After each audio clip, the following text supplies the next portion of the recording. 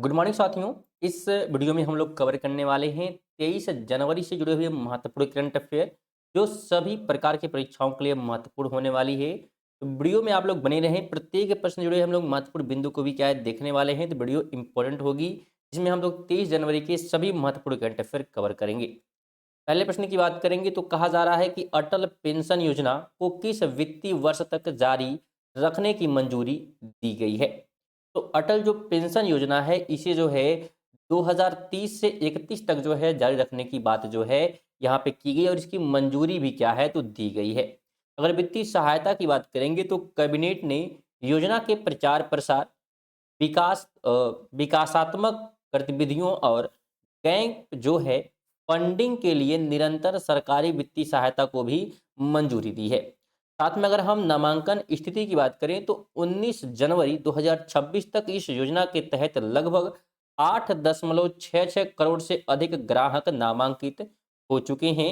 और guarantee pension की बात करें तो यह योजना जो है 60 वर्ष की आयु के बाद योगदान के आधार पर 1,000 रुपये से 5,000 रुपये तक की मासिक गारंटी पेंशन जो है प्रदान करती है। और ये बात हो रही है अटल पेंशन योजना की। अगला क्वेश्चन है कि इंडिया एआई इम्पैक्ट समिट 2026 का आयोजन कहाँ किया जाएगा। तो इसका आयोजन किया जाएगा नई दिल्ली में, ऑप्शन नंबर डी हो जाएगा। तारीखों की बात करें तो यह जो है 16 से 20 फरवरी 2026 तक चलने वाला 5 दिवसीय कार्यक्रम है। और 3 अगर प्रमुख स्तंभ की बात करेंगे तो समिट का आयोजन चीन जो है आधारभूत स्तंभों जिसमें पीपल यानी कि लोग, प्लेनेट यानी कि ग्रह और प्रोग्रेस यानी कि प्रगति पर जो है आधारित है। प्रतिभागी की बात करें तो इसमें 100 से अधिक देशों के नीति निर्माता, शोधकर्ता, उद्योग जगत के नेता और स्टार्टअप्स हिस्सा लेने वाले हैं। अगला प्रश्न है कि विदर्भ ने विजय हजारे ट्रॉफी का खिताब किस टीम को हराकर जीता है। तो विदर्भ जो टीम है इसने जो है हराया है कहाँ पे, तो बिल्कुल सौराष्ट्र को। तो सौराष्ट्र को जो है हरा कर क्या है ट्रॉफी जीती गई है। अगर मैच के स्थान की बात करें तो फाइनल जो मैच है बेंगलुरु के BCCI centre of excellence ground में खेला गया था। और बल्लेबाजी प्रदर्शन की बात करें तो विदर्भ ने पहले बल्लेबाजी करते हुए निर्धारित 50 ओवरों में 8 विकेट पर 317 रन का बड़ा स्कोर बनाया। अथर्व तायडे के शतक की बात करें तो विदर्भ के सलामी बल्लेबाज जो हैं अथर्व तायडे ने शानदार प्रदर्शन करते हुए 128 रन की मैच जिताऊ पारी जो है खेली है। तो इनके बारे में भी ध्यान रखना है। फोन नंबर है कि एशिया मैन्युफैक्चरिंग इंडेक्स 2026 में भारत को कौन सा स्थान मिला है। तो भारत को इसमें जो है छठा स्थान प्राप्त हुआ, ऑप्शन सी हो जाएगा।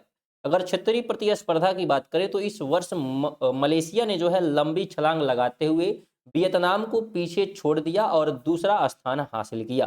वियतनाम अब तीसरे स्थान पर खिसक गया है, तो ये भी आप ध्यान रखेंगे। साथ में अगर अन्य देशों की स्थिति की बात करेंगे तो सिंगापुर चौथे पर और दक्षिण कोरिया 5वें स्थान पर है। भारत के बाद इंडोनेशिया 7वां, थाईलैंड जो है 8वां, जापान 9वां और फिलीपींस 10वां और बांग्लादेश 11वें स्थान पर रहे। तो ये भी आप ध्यान रखें। 5 नंबर की बात करेंगे तो प्रारंभिक बचपन विकास हेतु किन दो राज्यों ने समझौता ज्ञापन पर हस्ताक्षर किए हैं। तो उन दो राज्यों के नाम की बात करते हैं तो उनका नाम उड़ीसा और मेघालय है। दोनों ने क्या है तो समझौता ज्ञापन पर हस्ताक्षर किया है। उद्देश्य की बात करें इस समझौते की तो इस साझेदारी का मुख्य उद्देश्य प्रारंभिक बचपन की देखभाल, शिक्षा और विकास के क्षेत्रों में अंतर्राज्यीय सहयोग, सर्वोत्तम प्रथाओं का आदान प्रदान और क्षमता निर्माण को बढ़ावा देना है। सहयोग के क्षेत्र की बात करें तो यह समझौता पोषण, स्वास्थ्य, प्रारंभिक शिक्षा, जिम्मेदार देखभाल, सामुदायिक भागीदारी और संस्थागत मजबूती जैसे क्षेत्रों में व्यापक हस्तक्षेप पर केंद्रित है। 6 नंबर है कि होप आइलैंड पर सैटेलाइट लॉन्च सुविधा का विकास कौन सा राज्य करेगा। तो इसका जो है विकास करने वाला है आंध्र प्रदेश राज्य, ऑप्शन सी हो जाएगा। स्थान की बात करेंगे तो काकीनाडा खाड़ी में होप आइलैंड जो श्रीहरिकोटा से लगभग 600 किलोमीटर दूरी पर है। तो यहाँ पे इसका एक प्रकार से शुभारंभ किया जाएगा। और परियोजना की बात करें तो स्पेस सिटी प्रोजेक्ट जिसका लक्ष्य एक बड़ा अंतरिक्ष और एरो स्पेस हब बनाना है। उद्देश्य की बात करेंगे तो आंध्र प्रदेश को एरो स्पेस और वाणिज्यिक अंतरिक्ष गतिविधियों का केंद्र बनाना इसका उद्देश्य रहेगा। भागीदार की बात करेंगे तो ग्रीनको ग्रुप इसके लिए भागीदार है। और राजनीतिक लाभ की बात करें तो बंगाल की खाड़ी पर प्रक्षेपण मार्गों के लिए रणनीतिक लाभ और न्यूनतम जोखिम होगा। 7 की बात करेंगे तो भारत और यूएई ने किस वर्ष तक व्यापार को दोगुना करने का लक्ष्य रखा है। तो भारत और यूएई की बात करेंगे तो 2032 तक व्यापार को दोगुना करने की जो है बात यहाँ पे की है और लक्ष्य भी रखा है। व्यापार का जो लक्ष्य है दोनों देशों ने जो है द्विपक्षीय व्यापार को वर्ष 2032 तक 200 अरब डॉलर यानी मौजूदा जो कि 100 अरब डॉलर है इसको दोगुना करने के लिए जो है एक प्रकार से निर्णय लिया है। ऊर्जा सहयोग की बात करेंगे तो साझेदारी के हिस्से के रूप में 2028 से शुरू होने वाला 10 वर्षीय एल एनर्जी यानी कि तरलीकृत प्राकृतिक गैस आपूर्ति समझौते पर भी सहमति बनी है, जिससे भारत की ऊर्जा सुरक्षा मजबूत होगी। 8 नंबर है कि लोकायन 26 समुद्री यात्रा पर कौन सा भारतीय नौसेना का जहाज रवाना हुआ है। तो इस पे जो है रवाना हुआ है आईएनएस सुदर्शनी, ऑप्शन सी हो जाएगा। प्रस्थान की बात करेंगे तो इसे जो है 20 जनवरी 2026 को कोची स्थित दक्षिणी नौसेना कमान से वाइस एडमिरल समीर सक्सेना द्वारा हरी झंडी दिखाकर रवाना किया गया। और अवधि और दूरी की बात करें तो यह 10 महीने की लंबी यात्रा है, जिसमें जहाज लगभग 22,000 समुद्री मील की दूरी तय करेगा। वैश्विक पहुंच की बात करें तो अपनी यात्रा के दौरान यह 13 देशों के 18 विदेशी बंदरगाहों का दौरा करेगा।